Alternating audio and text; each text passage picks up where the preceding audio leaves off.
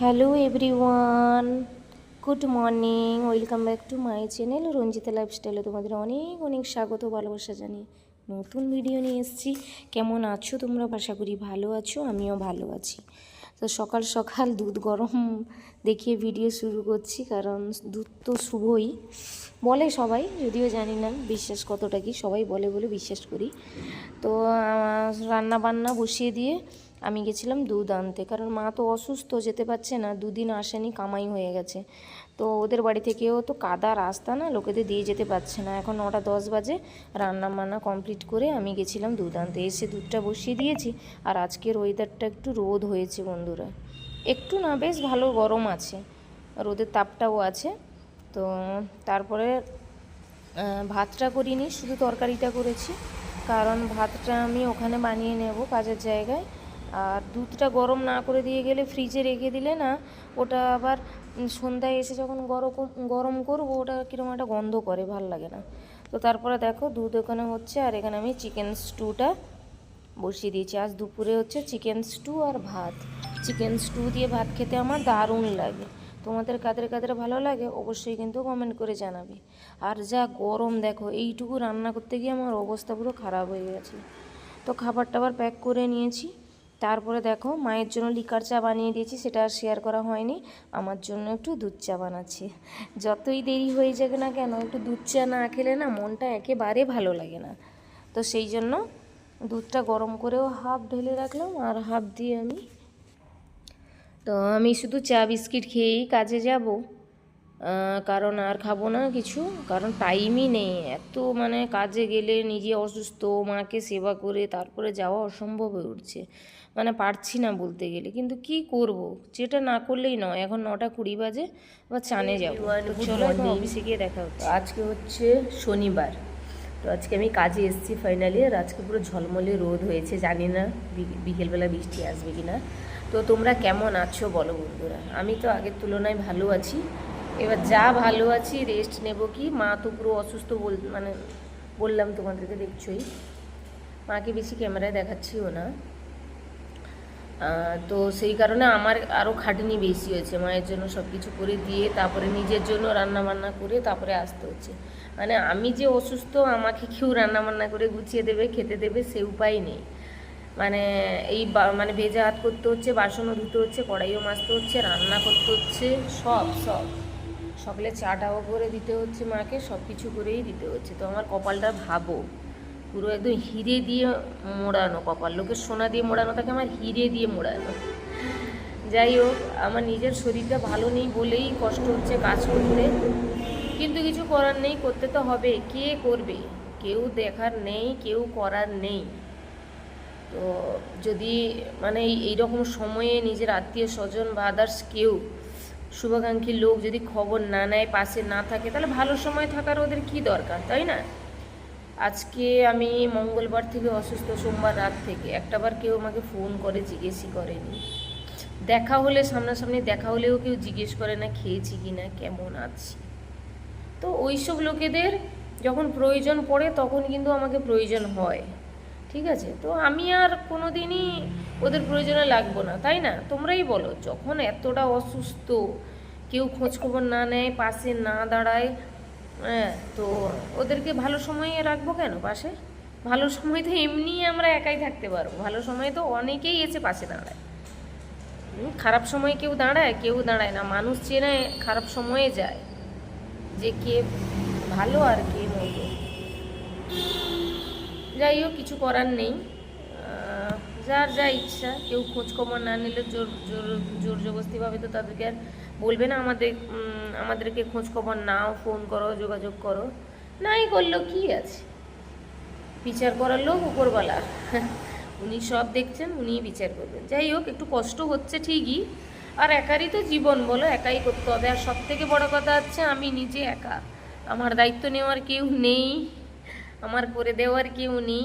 তো আমার নিজে দায়িত্ব নিজে নিয়েছি, নিজেকে নিতে হবে বাকি জীবনটা। তো নিজেকেই করে খেতে হবে। সেই সূত্রে আশা না করাটাই ভালো।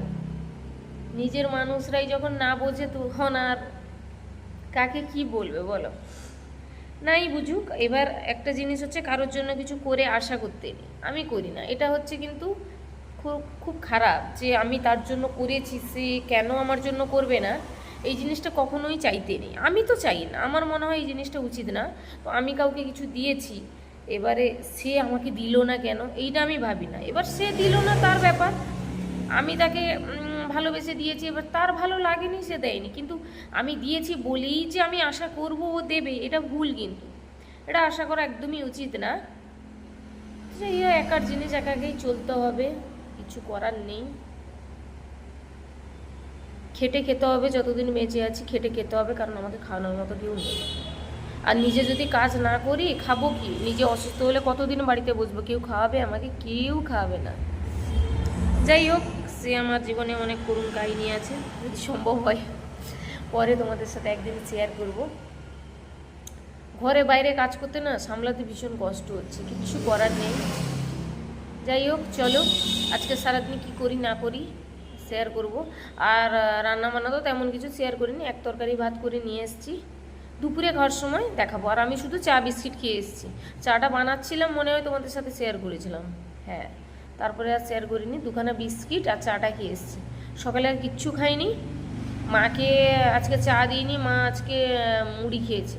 কারণ আমি চাটা একটু দেরি করে বানিয়েছিলাম, তো তখন মা মুড়ি খেয়ে নিয়েছিল। আর মা দুধ চা খাবে না, দিচ্ছি না আমি এখন, খাবে না মানে মাকে আমি এখন 2 দিন হয়ে গেলো দুধ চা দিচ্ছি না, যেহেতু শ্বাসকষ্ট হচ্ছে।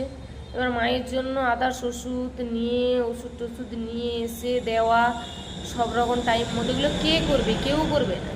2 দিনের জন্য এসে কেউ করে কথা শোনাবে, যা সারা জীবন যে করছে তার কোনো নাম নেই এখনকার দিনে, এটাই হচ্ছে ব্যাপার। যাই হোক, এই যে বললাম, করে আমি কোনো দিন কারো কাছ থেকে আশা করি না যে আমি করেছি, কেউ আমি ভালোবেসেছি সে আমাকে ভালোবাসুক, এটা আমি আশা করি না।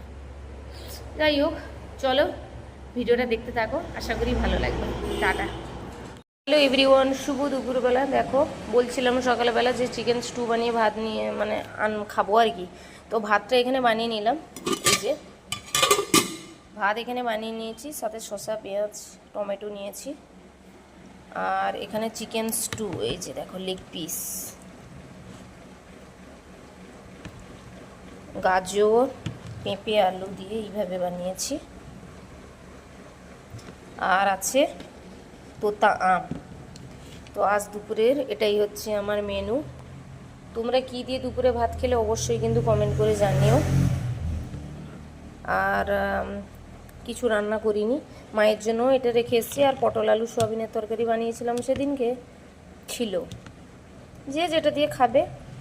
যাই হোক, চলো, চিকেন স্টু দিয়ে তো ভাত আমার দারুণ লাগে। চলো খেয়ে নিই, টাটা। চিকেন স্টু ভাত কারা কারা খাও কমেন্ট করে জানাবে। গরম গরম ভাত, সাথে salad, chicken stew, wow, just wow wow. যারা খাওনি তারা ভাববে চিকেন স্টু দিয়ে আবার ভাত, খেয়ে দেখবে একবার। আসলে যে যে জিনিসটা একবারও খায়নি তাকে মনে হয় কেমন, একবার খেলে টেস্ট বুঝতে পারবে।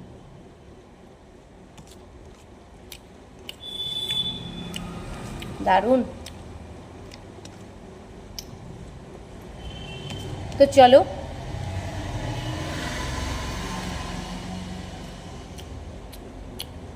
দারুণ লাগছে, তো খেয়ে নি, টাটা।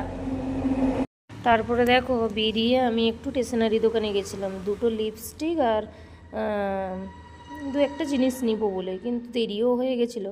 আর লিপস্টিক পছন্দ করা খুব মুশকিল, আমি হেলমেটও খুলিনি, তো ক্যামেরাটা সেইভাবে সেটিং করেছি, আমারও খেয়াল নেই ঠিকঠাক, আমাকে দেখাও যাচ্ছে না দোকানে। তো এই দোকানটা থেকে আমি সবসময় জিনিসপত্র নিই, মির্জাপুরে একদম মাঝ বাজারের উপরেই দোকানটা, তো খুব ভালো। যাই হোক, তো চলো কি জিনিস নিলাম বলেই দিচ্ছি, তাও ভিডিওর শেষে একটু তোমাদের সাথে শেয়ার করে দেবো। দুটো লিকুইড লিপস্টিক নিয়েছি, আর সাবান নিয়েছি, 3টে সাবান নিয়েছি। যেহেতু আমি যে সাবান নেবো গেছিলাম ওটা বর্তমান দোকানে নেই, বলে 2 দিন পর আসবে, তো সেই জন্য আমি কাজ চালানোর মতো এমনি নিয়েছি। তো চলো, একদম বাড়িতে গিয়েই তোমাদের সাথে দেখা হচ্ছে। বাড়িতে তো চলে এসেছি, এসে ঘুমিয়ে পড়েছিলাম, মাথা ভীষণ যন্ত্রণা করছিল। এখন 11টা বাজতে 20 মিনিট বাকি। রান্না তো করতেই হবে, খাবো কি? তো মার দুপুরবেলা চিকেন স্টু ছিল, রুটি বানিয়েছি, মা সেটা দিয়ে খাবে, আর আমি খাবো একটু পান্তা ভাত। পান্তা ভাত খেতে আমার ইচ্ছে করলো, তো কাঁচা কলা, আলু, বেগুন, একটু নিম ফুল দিয়ে ভেজেছি আর পেঁয়াজ, এটা দিয়ে আমি একটু পান্তা ভাত খাবো। তো চলো আজকের ভিডিও এই পর্যন্ত, কেমন লাগলো অবশ্যই কমেন্ট করে জানাবে। এই জিনিসগুলো এনেছিলাম, শেয়ার করে দিলাম। তো চলো, ভালো লাগলে লাইক শেয়ার সাবস্ক্রাইব করবে, পাশে থাকবে। তো আজকের পর্যন্ত এই পর্যন্ত, সবাই ভালো থেকো, সুস্থ থেকো, দেখা হবে আগামীকাল একটা নতুন ভিডিওতে। শুভরাত্রি।